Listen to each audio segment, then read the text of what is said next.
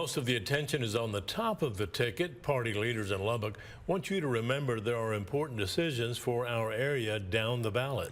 KCBD News Channel 11's Imani Jackson tells us how they are trying to rally as many voices as possible for the future of Lubbock County. Tuesday night is a big one for Lubbock's political parties. The Republican and Democratic Party chairs say they're ready. They're calling on any voters who haven't cast a ballot yet to make time for it Tuesday. I would let them know that their vote is their voice. Without voting, you don't have a voice. So when they're in line, I would say stay in line until the last minute. Republican Chair David Brugel says he hopes the substantial increase in voter turnout carries over into Election Day. Right now what we're seeing is historic early voting turnout. More early voters showed up to vote this time than in any prior year, even in 2022. We beat records. Voters are excited. Both parties have spent months preparing, focusing on national and local positions. A significant focus is on the Lubbock County Commissioner's Court. There's a rematch from 2020.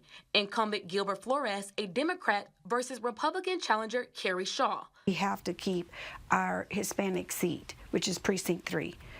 Gilbert Flores is our only Mexican-American in the county representing us. We must keep that. We've got a strong chance to win the County Commissioner Precinct 3 race in Northeast Lubbock County.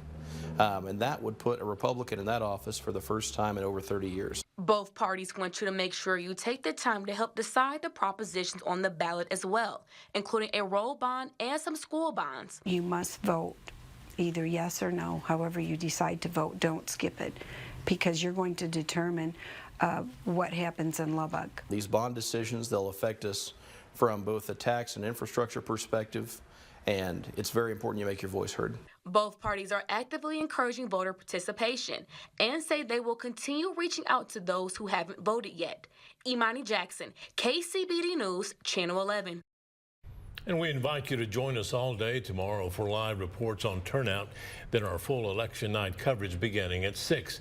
We'll have updates throughout the evening on air and online as polls close, including Wednesday morning on Daybreak Today and the Today Show.